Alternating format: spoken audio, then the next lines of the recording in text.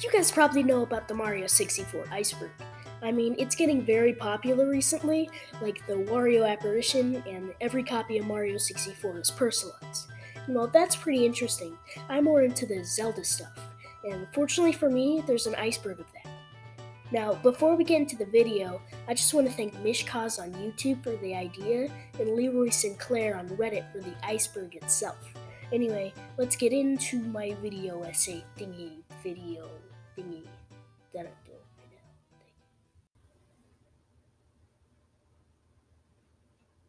Boy in the Graveyard. I'm pretty sure the boy in the graveyard is the kid in Ocarina of Time who's in the graveyard whenever you're Chad Link and it's daytime. Also, I'm pretty sure it's about how he becomes a ghost hunter or something. I don't know. I don't know.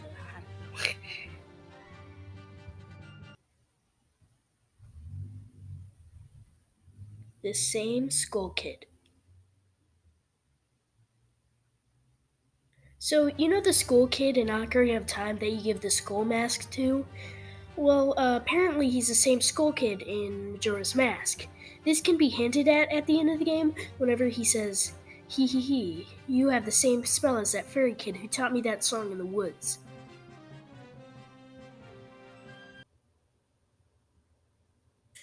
Iron Knuckles are Gerudo thieves.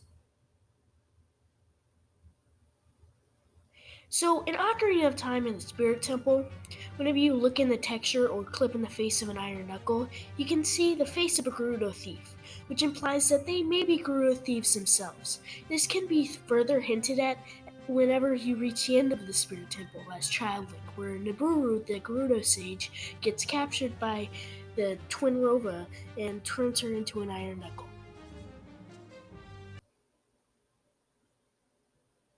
Deku Butler's son.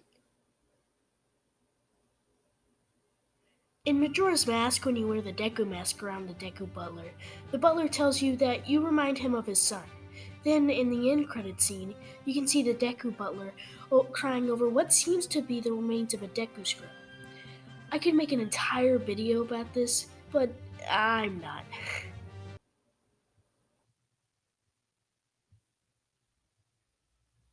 Mario 64 ideas/concepts. I don't know a lot about this, but the only thing I can think of is that originally Mario was supposed to ride like a horse, and then that turned into a Epona. But that's really all I know. Link is dead in Majora's Mask. If you saw the famous game theory about this topic, you probably know everything about it. But for those who live under a rock, basically the gist of it is that Link is dead in Majora's Mask because at the beginning of the game, how could anybody survive jumping down a very steep hole? But this can be easily disproven by the fact that in the game, no matter how steep you're jumping, you will always survive if you land on a Deku Flower. Furthermore, in Twilight Princess, you can see a dead adult Link, which is the hero of time. Which, if he died, he would have either been a spoopy dead skeleton kid or a skull kid. Muslim chant in Ocarina of Time's Fire Temple music. So basically, in the original version of Ocarina of Time, the Fire Temple used Muslimic chants. Then they took it out because of backlash from the Muslimic community or something. I don't know. If you want to learn more about it, just look it up. It's pretty easy to find. And also, I think there's like the music track from it online somewhere. I don't know.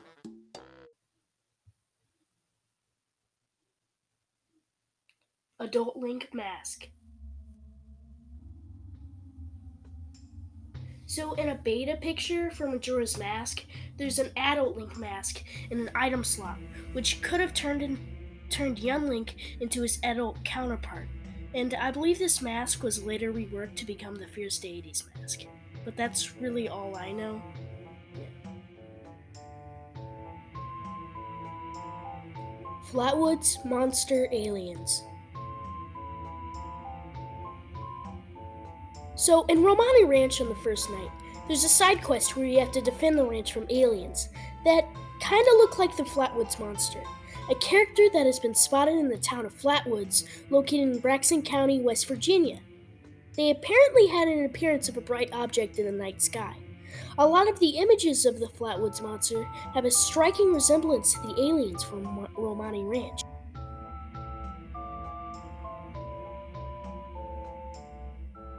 Romani Ranch sign. The sign that you see in the beginning of Romani Ranch is the exact same one from Ocarina of Time's Lon Lon Ranch. I believe it changed in the 3DS version, but besides that, this basically proves that Nintendo didn't really want to fix small little errors like this, because who's going to read a sign with a fictional language in a video game? Running Man is beatable.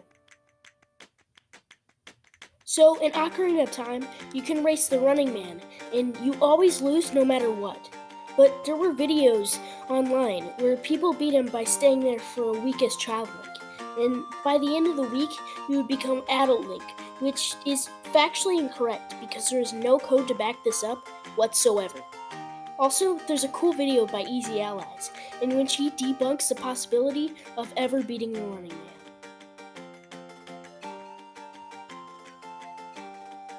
Skull Kid's Young Link Mask. So, if you change the internal value for Skull Kid's mask, you can make him wear the Young Link mask. I don't know what it was used for, but I guess it's pretty cool.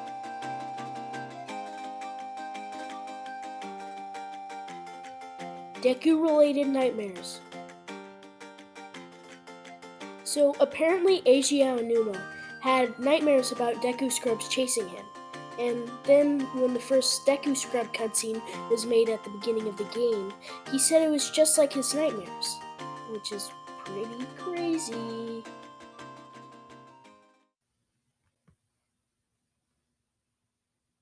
Five Stages of Grief. This is basically just adding on to the Link is Dead theory, where the 5 main locations in Majora's Mask represent the 5 stages of grief, which Link is going through because he's dead.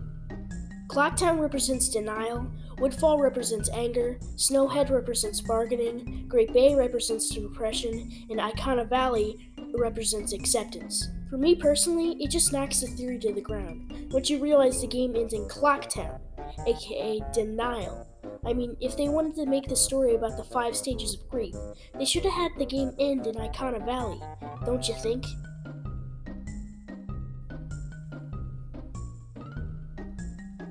Unreachable Heart Piece. If you take your camera and go to the Gerudo Fortress cell as Child Link in Ocarina of Time, you can find a heart piece there. This heart piece might have been for testing purposes, or maybe you were supposed to do something in the Gerudo Fortress to get the Spirit Temple. That's why there's a heart piece there, or something.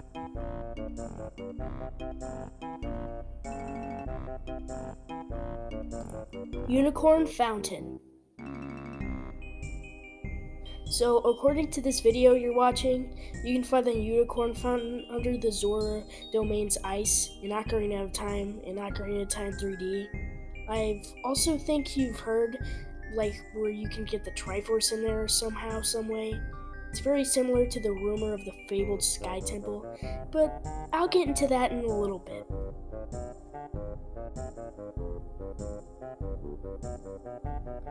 Pyramid in the Desert. So, in the desert wasteland in Ocarina of Time, you can see a pyramid-like structure. And for a long time, people believed there was some way and somehow to get in there, whether being that Rauru fly you over there or some other methods. But whenever people got to use camera hacks in the game, they soon discovered that it was literally just a wall.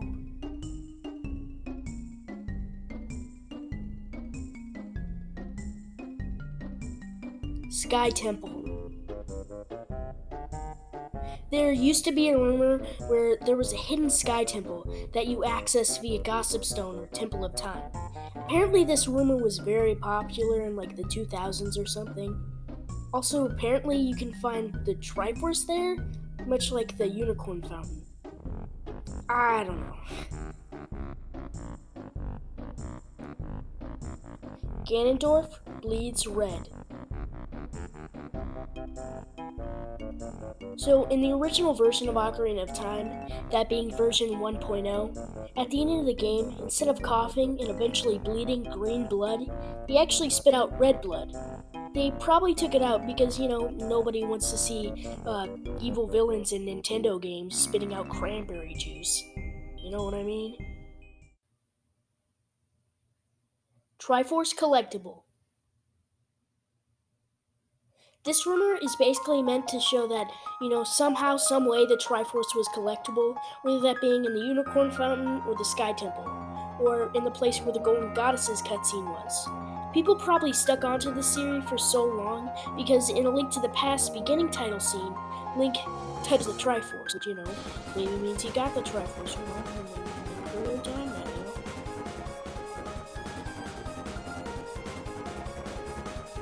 Just a legend theory. Yeah, I have no idea what this theory is, but I think it's, your basic, it's all a dream theory where none of it existed. Yeah, can you tell how uncultured I am? Alright, so the next few ones coming up, they're, not really supposed to be true. They're really just supposed to be creepy and, give the shock value and stuff. So without further ado, let's just get on with it. Let's go. Yeah.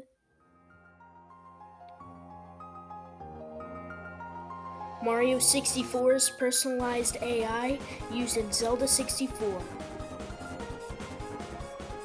If you know about all copies of Mario 64 are personalized, you know the basic gist that, Nintendo apparently made an AI robot to track your mind and to personalize your specific copy of Mario 64. It's basically just that, except Nintendo took the AI robot that tracks your brain in Super Mario 64 and just put it in Ocarina of Time Majora's Mask. Yeah, that's really it.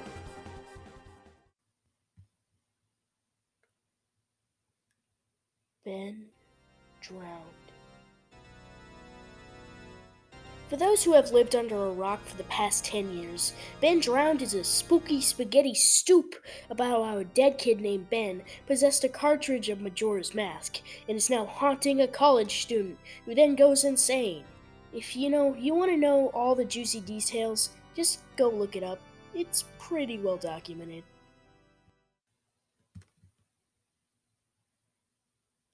And finally, for today's episode at least, is spookier than Ben Drowned, the fabled Moon Children Real Life Cult. It's basically just an ARG themed around Majora's Mask and suicide. Very kid friendly.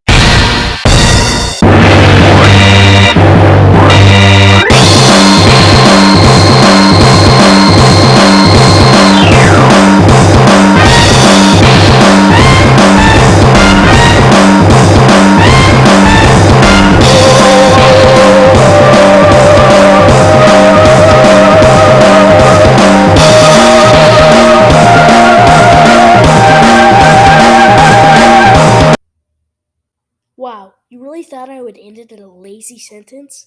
Come on, let's back it up a bit.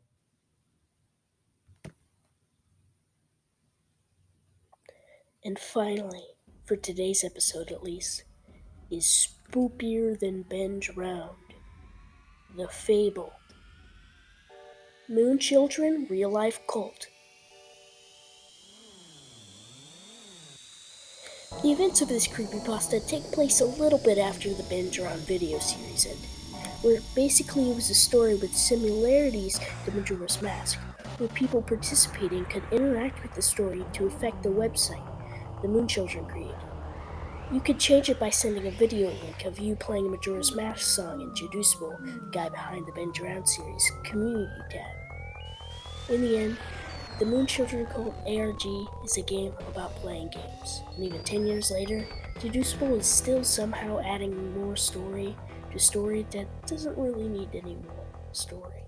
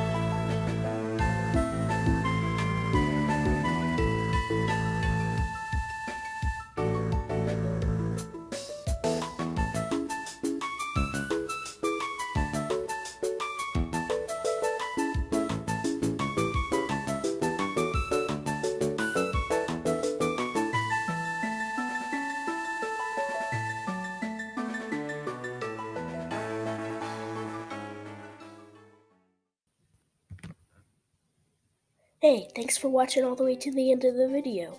If I didn't cover any of your favorite conspiracies, feel free to leave a comment below and maybe I'll make a part 2 about the ones I didn't put in this video. Anyway, see you guys next time. Bye!